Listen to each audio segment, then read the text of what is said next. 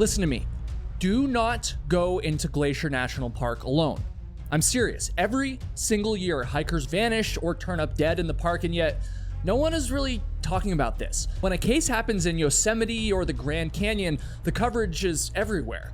But with Glacier, it almost feels like they're sweeping things under the rug. For example, I'm willing to bet that you never heard about this story. In 2019, a park ranger was patrolling a quiet Glacier parking lot when a frantic sound stopped him in his tracks. It was a barking dog. The barks were sharp and desperate, but the ranger had no idea where they were coming from, and so he started scanning the rows of cars and finally found the dog trapped inside of one of these vehicles. Kinda weird, but it wasn't too out of the ordinary until the ranger grabbed the door handle. He obviously expected the car to be locked, but when he pulled this handle, he was very confused to find that it was actually unlocked the entire time. And when I tell you how that dog got there and why the car was unlocked, you'll see why Glacier National Park is one of the most dangerous parks in the entire country. But first, we have to meet a man named Mark Sinclair. Mark had been a longtime leader at the Vermont Conservation Law Foundation.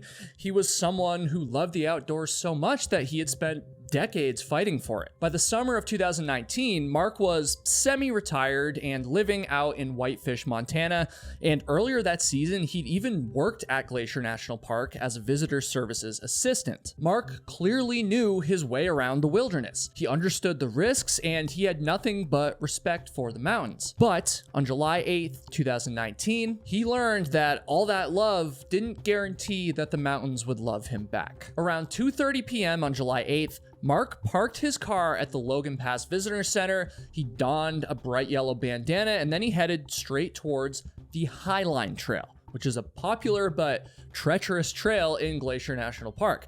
Now, I actually hiked the Highline Trail myself back in 2017.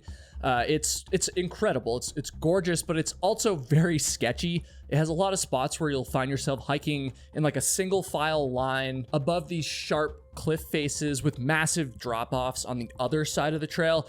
It's basically the definition of a no-fall zone, if you know what I mean. And when you combine those very sketchy conditions with a ton of people trying to use the trail, well, the chances of something bad happening grow exponentially. One wrong move could mean total disaster. Mark hiked along the Highline Trail, and in just a few hours, he had allegedly reached a point between Haystack Butte and a lodge called the Granite Park Chalet. This is pretty notable because Granite Park Chalet is basically a 7.5 mile or around 12 kilometer hike from the Logan Pass Visitor Center where he started. And so if he had began his hike around 2:30 p.m., it would probably have been pretty late in the evening by the time he made it that far. Even for the most experienced solo hiker in the world, that would be a pretty impressive feat. Oh, and speaking of impressive feats, I'm trying to reach the impressive feat of getting this channel to 1 million subscribers in 2026. You can see that we're getting very close, but we also have a long ways to go still. And so I would really appreciate it if you subscribe and help us reach our goal. And if you're a regular viewer, be sure to double check that you're subscribed as well. Sometimes people forget or weird stuff on YouTube happens. Anyways, while he was hiking, Mark even allegedly passed some folks on the trail who were staying at the Granite Park Chalet. And this interaction was basically like any other time you or I have passed a stranger while hiking. You know, maybe Mark exchanged a smile or some pleasantries, or maybe everyone just kind of kept looking down at the trail below their feet. But either way, they all went their separate ways, and no one really thought twice about it. However, this otherwise normal moment was about to take on a much more chilling meaning because that was the last time that anyone saw Mark on the mountain.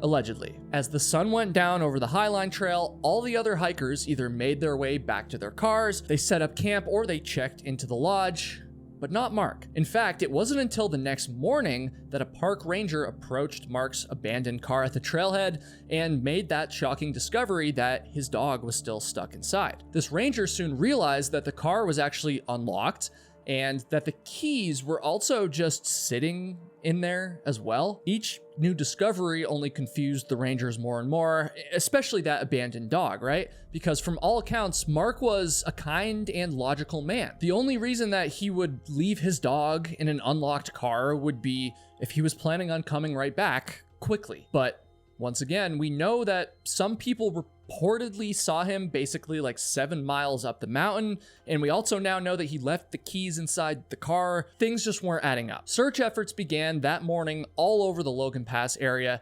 Helicopters scanned the entire spine of the Continental Divide, and the U.S. Forest Service provided daytime aerial searches as well as nighttime infrared flights, scanning the darkness for any sign of a human heat signature. Ground teams and canine units combed steep slopes and cliff faces along the Highline Trail. The rocks are gray, and maybe they acted as some natural camouflage, but then again, maybe Mark's bright yellow bandana would stand out. Maybe he didn't even get that far after all. Authorities also asked the public to report any possible sightings of Mark, and that's actually when those two people reported seeing Mark on the trail. You know, the ones I mentioned earlier around the Granite Park Chalet. Those two visitors called the tip line and reported seeing Mark between Haystack Butte and Granite Park Chalet on the Highline Trail in the early evening of July 8th. And so the theories started to go crazy, right? Like, did he encounter wildlife at the worst possible moment? It's not uncommon for the Highline Trail to be temporarily closed due to grizzly bear sightings. This is Glacier National Park after all. Since 1967, there have been 10 bear-related fatalities in the park, and a number of those incidences have involved solo hikers on the Highline Trail. Of course, there's also mountain lions and wolves, and so all that to say, a wildlife encounter would be a very plausible explanation for Mark's disappearance. However, search crews did not find any evidence of an attack, you know, things like tattered clothing or blood or anything that would directly point to an animal. And so if it wasn't that, then what the hell had happened? Well, park officials had a theory of their own, and if it was true, it meant that Mark's disappearance was far more baffling than anyone else was predicting. Now, when I hiked the Highline Trail myself 2 years before Mark did, by the way, it's kind of creepy to think about. Well, I was woefully unprepared for how hot the weather was. Like, I was sweating like crazy, and I was not replacing my electrolytes. And as a result, I was getting muscle cramps and fatigue. I felt awful. It was bad. And so the next time that I do the Highline Trail, I'm going to be taking electrolytes from this video's sponsor, Drink Element. Because hiking is the thing that I do that makes me sweat the most, that's always where my mind goes when it comes to these Element ad reads. However, Element is not just for hikers or athletes. It's for anyone who sweats. Any situation, whether you're shoveling your driveway or just lifting weights at the gym, whatever it is, if you're sweating, you want to replace your electrolytes. You are not going to find any other company whose electrolytes taste as good as Element's. Citrus salt is the flavor I'm holding right here. This one's my favorite. Lemonade salt is also so good though. Maybe that one's my favorite. It's so hard to decide. They all taste incredible, and they do it without including any sugar either. Like pretty much every other electrolyte company, the only way it's even like drinkable is because they load it up with sugar, but Element has no sugar and somehow it still beats all the others in taste. But don't take my word for it. You need to try it for yourself, and you can actually do it while getting a really good deal if you go to drinkelement.com/KyleHatesHiking. That's drinklmnt.com/KyleHatesHiking. You can also click the link at the top of the description. Do that and make a purchase of whatever flavor sounds best. I'd probably recommend citrus, but again, I could go lemonade depending on the day. And when you make a purchase through my link, you're gonna get a sample pack of 8 additional Element sticks thrown in with your order for no extra cost. So you're gonna get to sample all of their most popular flavors and just get some free Element. It's a really good deal. And so one more time, drinklmnt.com/KyleHatesHiking, or click that link at the top of the description. And now let's get back into these crazy stories. So officials started to wonder if maybe Mark had actually traveled far beyond their main search area after all. I mean, did they limit their focus too early in the process? I mentioned it earlier, but if he had really made it to Granite Park by early evening, then he would have been hiking very fast. And I personally find it hard to believe that he would have hiked at that pace. And so I can see where park officials were coming from when they wondered if he had maybe gone down a completely different trail after all. And on top of all that, maybe it's possible that the two visitors who supposedly saw Mark, way up the trail, actually mistook him for someone else. And maybe Mark was on a completely different hike when whatever happened. In my mind, there's one detail in this whole mystery that I haven't really, I mentioned it, but I haven't talked about it enough yet. And that's the fact that for some unknown reason, This kind, smart, and just good person, Mark, well, he left his dog in his unlocked car. And that's the detail that makes me genuinely lean towards the theory that Mark hadn't actually strayed that far from the parking lot at all, and that he was always planning on coming right back. And then there was another possible theory. Did Mark slip on some loose rocks and tumble down a steep cliff? Did he step off trail for a better view and maybe lose his footing? Now, I mentioned earlier that the Highline Trail is insanely narrow at certain points, and there's these huge cliffs, these huge drop-offs, and it would be very unforgiving for any hiker who made even the smallest wrong move, no matter how experienced they were on the trails. And the thing is, if this did happen to Mark, then it wouldn't have been the first or the last time that tragedy struck on the Highline Trail. To understand just how dangerous this trail can be, you have to actually look at what happened on August 27th, 2025. That's when 73-year-old Diane Bunker and a group of friends visited Glacier National Park from their home state of Iowa. Diane was a retired dental hygienist, a former jazzercise instructor, and someone who was not going to let her age slow her down. On this particular morning, Diane and her friends planned on hiking the Highline Trail just like Mark had supposedly done. And again, this is a super popular trail. They were taking their sweet time hiking, but that also meant that they were able to stop and take in the breathtaking views of big sky country, Montana. As they hiked along, the trail started to get narrower and narrower, and Diane, as well as her crew, found themselves almost clinging to the mountainside in a very thin, exposed line. Again, I remember from when I did this hike before either one of these stories happened, the gravel on this trail is very, very loose, and the cliff face below is so steep that it literally makes your stomach drop. I also recall them having cables along the side so that you could grab on. I mean, that's how crazy this trail is. And I'm not even someone who's usually bothered by heights as well. I mean, it's insane. And so anyways, the group continued to move slowly across the thin trail until suddenly the unthinkable happened. All of a sudden, a single trail boot shifted, kicking up gravel into the air and over the edge of the cliffside below. Before anyone in the group could react to the slip, they heard a sharp, sudden cry that sliced through the wind, and in all of the dust, chaos, and confusion, the group looked around and they realized that Diane was gone. They rushed to the edge and they looked over it, which is freaky enough, but they couldn't see anything clearly, just hundreds of feet of nothing, right?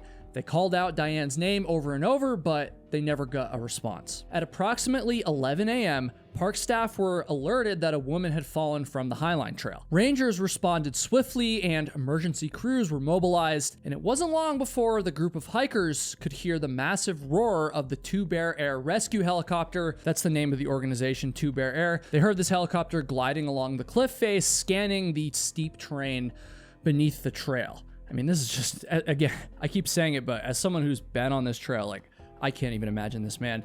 The mountainside dropped roughly 450 feet, all of which is jagged, unforgiving rock. And as the rescue crews lowered into the canyon, they finally located Diane Bunker. Unfortunately, it didn't take long after they got to her that they realized that this was not a mission to save her.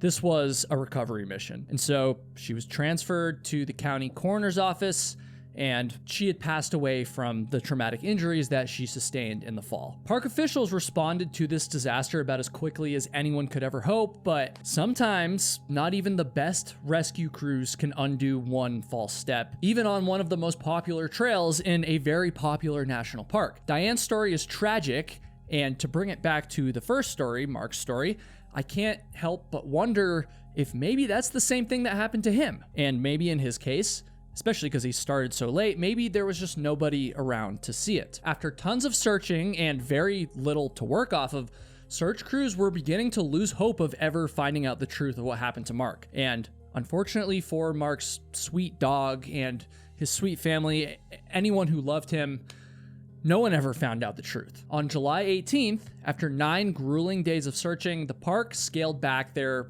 organized efforts to find Mark. The operation moved into what they called limited continuous mode.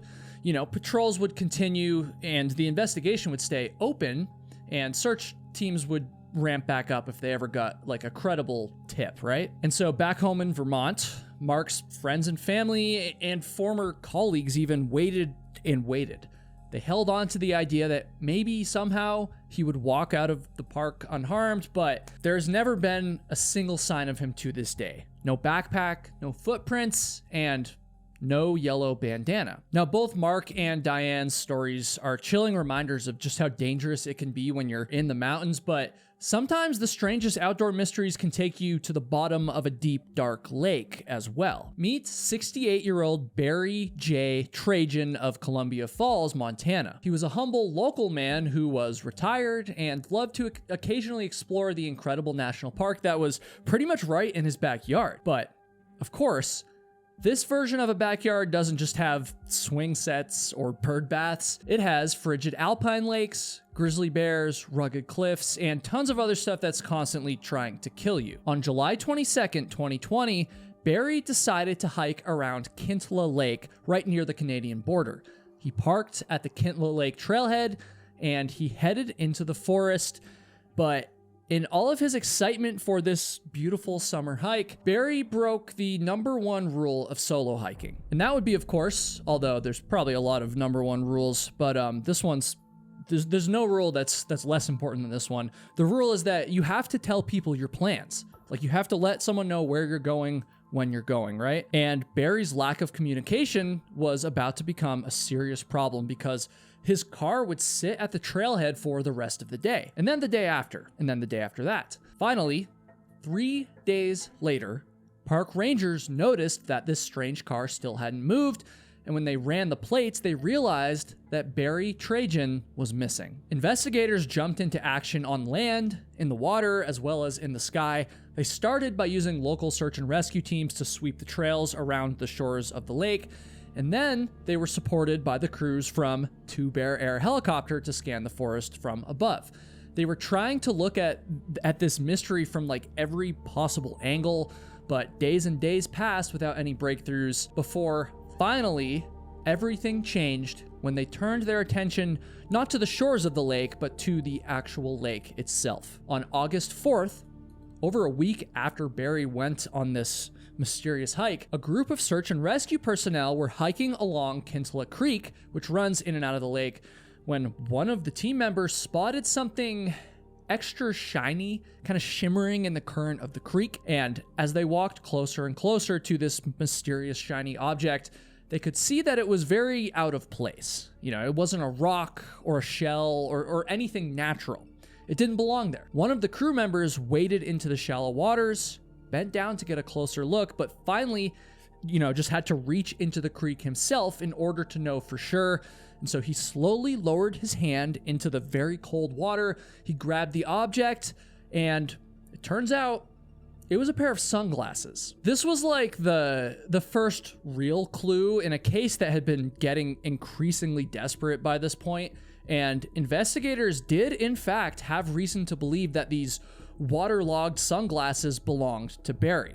And so with this lead, they brought in extra ground and canine search teams in the area. They could now prove that Barry had been nearby, and they also knew that something had gone wrong, or at least something must have happened that made him drop his sunglasses, right?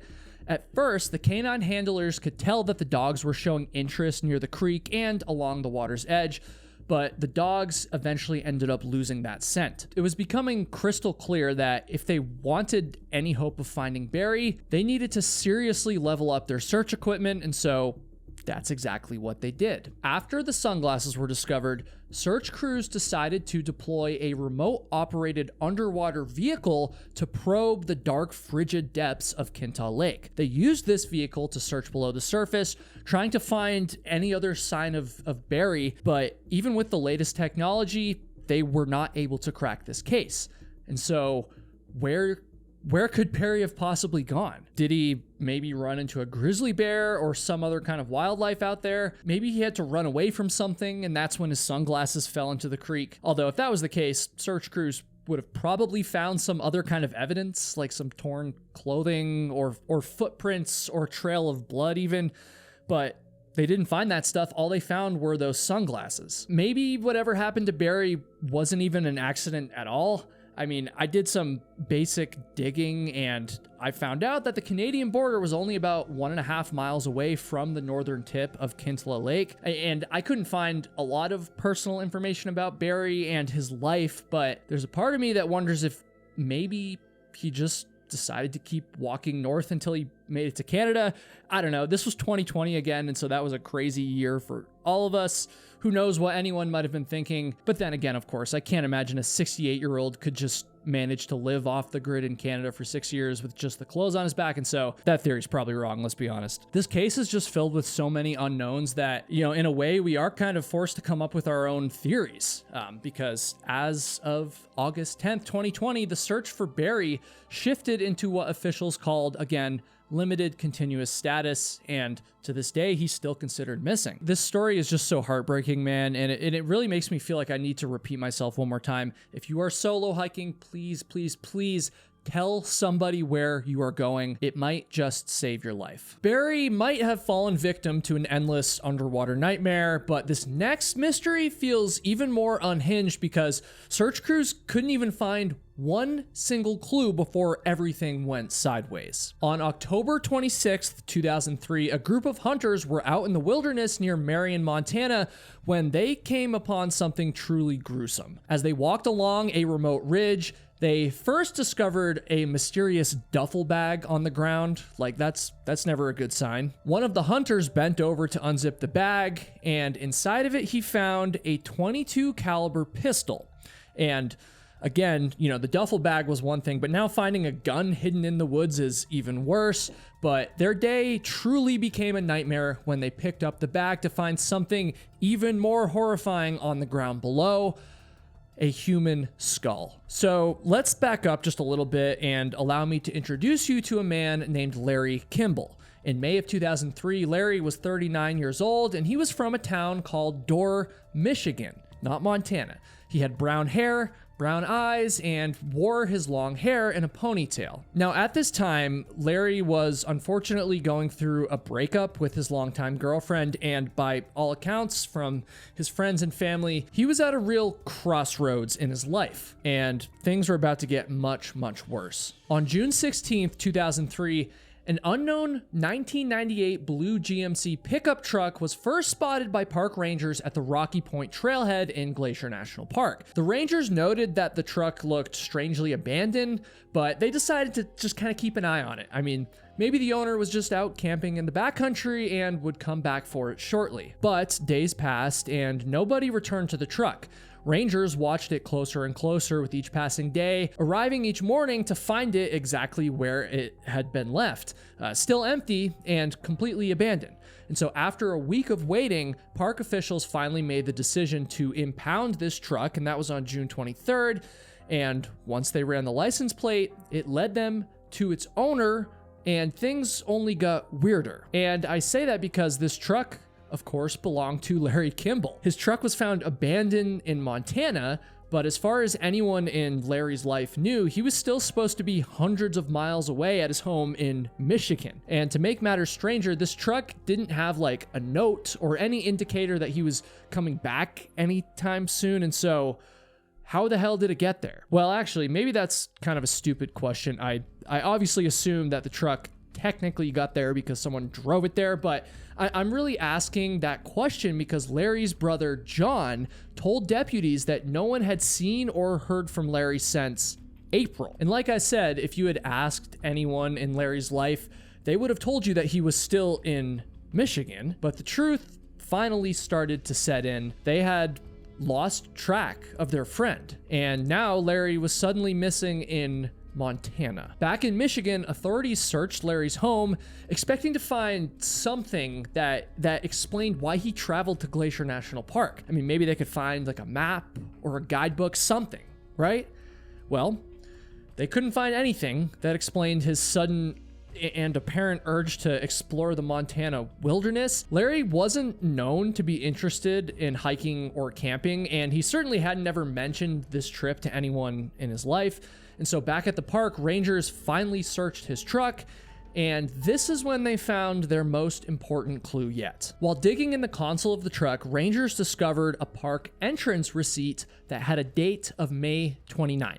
And so finally, they could begin to piece together Larry's timeline, but of course, it still left so many blank spots. Larry might have entered Glacier on May 29th, but the park is absolutely massive. I mean, he could have been anywhere between the day that he entered and the first day that anyone noticed his truck, over 2 weeks later on June 16th. The entrance receipt was good evidence for sure, but without anything else to go off of, it was kind of turning out to actually be pretty useless. By June 27th, missing person flyers were quickly tacked to the bulletin boards at Fish Creek Campground and around the Rocky Point trailhead. Search dogs and volunteer search and rescue teams spread out, sweeping the forest floor, scanning ravines. They searched for footprints, discarded gear, anything, but of course they came up with nothing.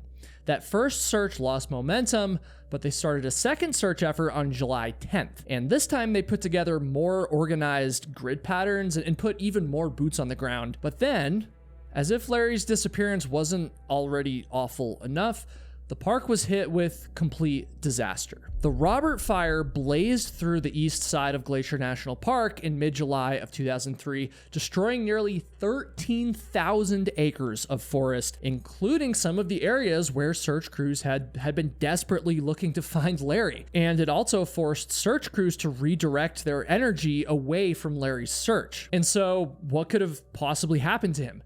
My first red flag in this case is just the lack of information that I could find on the last time anyone actually saw him.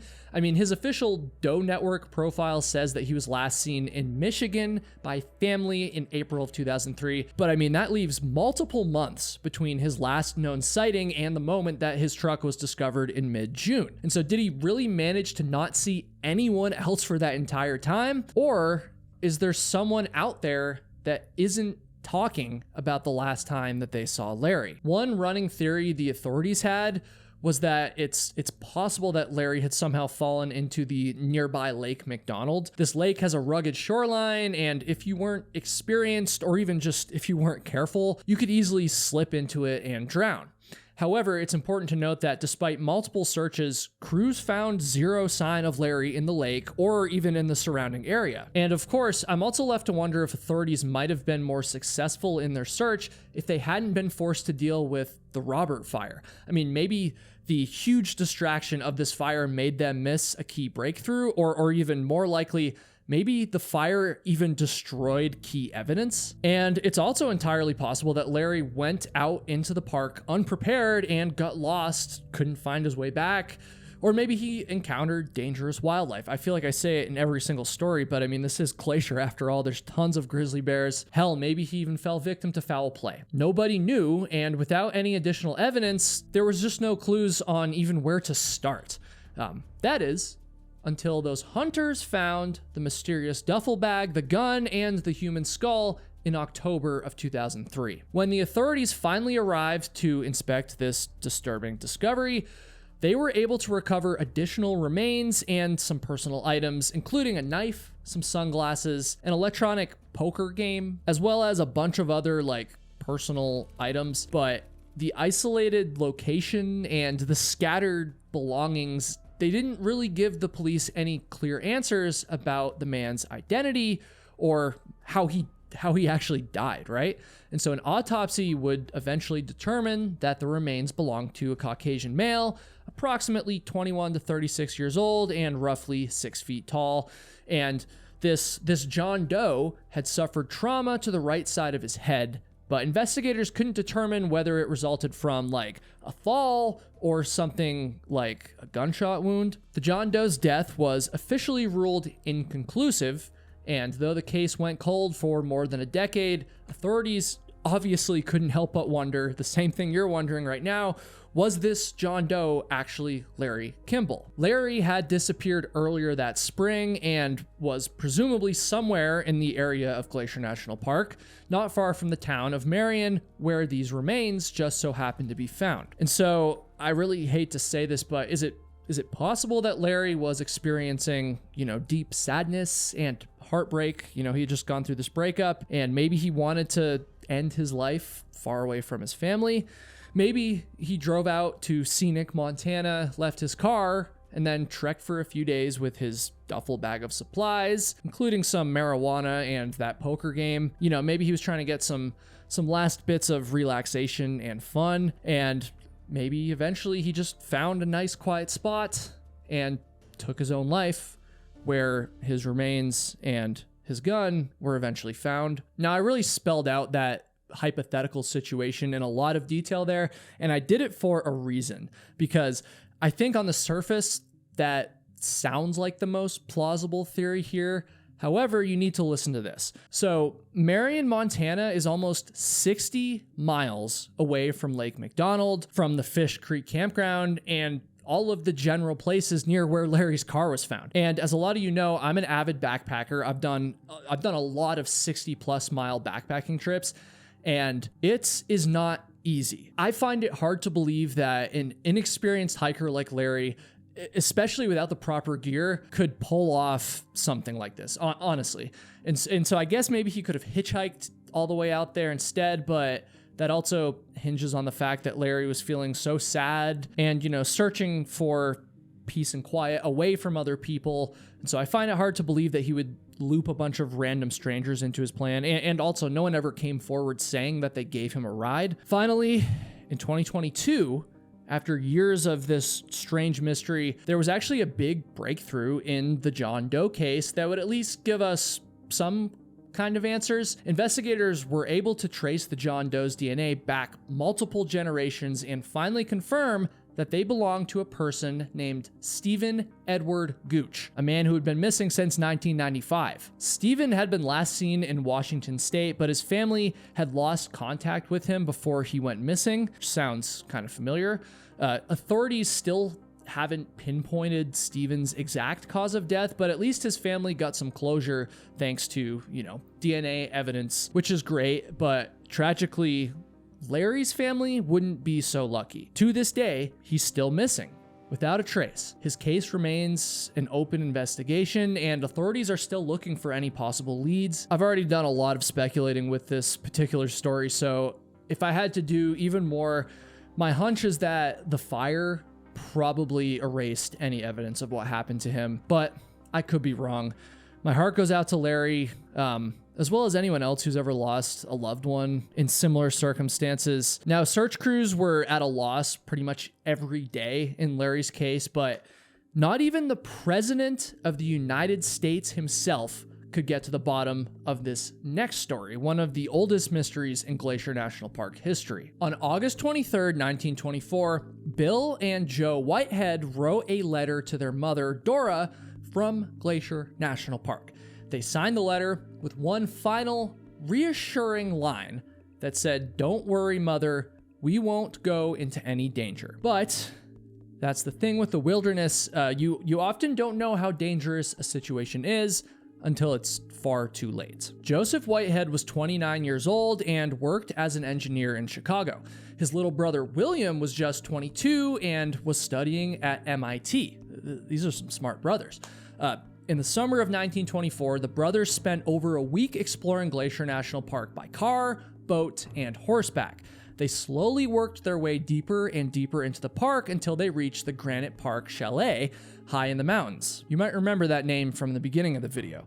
Now, this had been the trip of a lifetime for these two young men who were pretty much, you know, in the primes of their lives. I mean, it was nothing but them and the great outdoors. They planned on closing out this epic adventure with a final 20-mile hike down to Lake McDonald. From there, they would hop on a train and they would head back home. The timeline on this plan would be very tight if they wanted to catch that train, but again, these were young men, and so it's safe to say that they were probably feeling pretty confident. One might even say they were a little bit too confident. 4 days before the hike, Joseph wrote to his mother, reassuring her.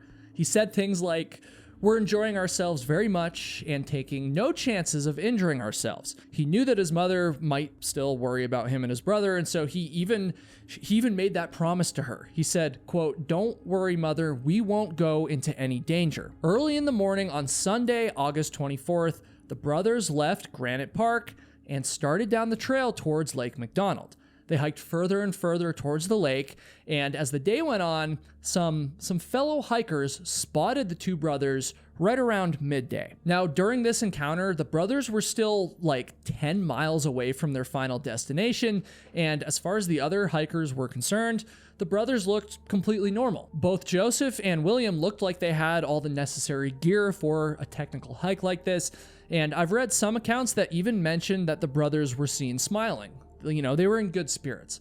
This was, after all, the adventure of a lifetime, and it seems like thus far it was living up to the hype, at least until it wasn't. Even though when the brothers were spotted, they were still on track to reach their train, they never showed up. Day turned into night, and by the next morning, there still hadn't been any sign of them anywhere around Lake McDonald. The rest of the week dragged on slowly until September 1st rolled around, which was the day that the boys' train was meant to arrive back in Chicago. And this part of the story is very hard to tell, but as their mother stood there on the train platform, she waited and waited, but her boys never stepped off that train. And it was at that moment when people finally realized that the Whitehead brothers were missing. What followed was the most intense search that Glacier National Park had ever seen. In fact, this was actually one of the earliest, high-profile missing person cases in the history of the entire national park system. Rangers, expert mountaineers, and well-known indigenous guides spread out across the wilderness for weeks. And as it turns out, the Whitehead family was actually a pretty wealthy and well-connected American family, and that would become even more apparent when President Calvin Coolidge personally wired park officials and told them to use every possible resource to find the boys and to bring them home. But when the full energy of the US government, up to and including the president, couldn't find the boys, investigators started to consider some of the darker possibilities. They wondered if the boys had possibly become victims of foul play while way out there in the middle of the wilderness. Their mother even started to become convinced of the theory that her boys had run into violent alcohol bootleggers, who were apparently known to operate in and around the park. You got to remember that 1924 was right in the middle of the Prohibition era, and so many criminals were known for running full-scale operations, smuggling booze, especially near the Canadian border, where Glacier National Park is. And so I can only imagine that they wouldn't be too excited if two young hikers accidentally stumbled upon their activities. And of course, I'd also guess that any potential smugglers would have wanted to keep a border town booze operation a secret by pretty much any means necessary. But despite these personal theories from the boys' mother, authorities never uncovered any evidence that actually pointed to them being robbed or attacked by bootleggers on the trail. And so the other main theory was that the boys had maybe fallen somewhere in the mountains. They were, after all, undertaking a very strenuous 20-mile hike that day, and they also had a train to catch, and so there's a strong chance that they were maybe rushing, or maybe they overworked themselves. And we know that nature can be the most dangerous if you're either too tired or going too fast or not watching where you're going. I actually learned this lesson the hard way one time when I sprained my ankle on literally the last half mile of a 14-mile hike. Not quite as dramatic as what happened to these brothers, but you get what I'm saying. However, if the Whitehead brothers had fallen or suffered from exposure, then how come that search efforts so intense that the president was involved still couldn't find them? Which is a decent question, but you do have to remember that this was the 1920s after all. And of course, search and rescue teams didn't have all the tools and experience that we're so used to hearing about in, the more modern mysteries that we've talked about on this channel. These guys obviously didn't have drones or infrared cameras, and so, they just weren't able to cover as much ground, or at least cover it as fast as search teams do nowadays. I can't say for sure, but I do wonder if the lack of technology at the time played a role in the real lack of any leads in this case. I think it's reasonable to wonder if things would have been different if Joseph and William had disappeared today. The search pushed on for more than 2 years. Federal agents chased down all the leads they could find, but all of them went nowhere. Their mother was relentless as well. She wrote letter after letter to government officials demanding answers. Things like, I want my 2 sons dead or alive, or they belong to me, I have a right to have them. But the mountains of Glacier National Park clearly did not care what this grieving mother thought she deserved, because to this day, it has never given the Whitehead brothers back. As far as anyone knows, their secrets are still out there somewhere, and their disappearance actually changed Glacier National Park forever. I'm not being dramatic there, because from that point on, search and rescue became a core mission of the park. Rangers weren't just guardians of nature anymore, but instead they quickly became first responders to the very real dangers of the wilderness, the dangers that the adventurous Whitehead brothers presumably discovered in the most unsettling way possible. And so next time you are in Glacier National Park, or any national park for that matter, please be careful out there. And if you liked this video, YouTube seems to think you'll like this one next. Give it a click, and thank you all so much for watching.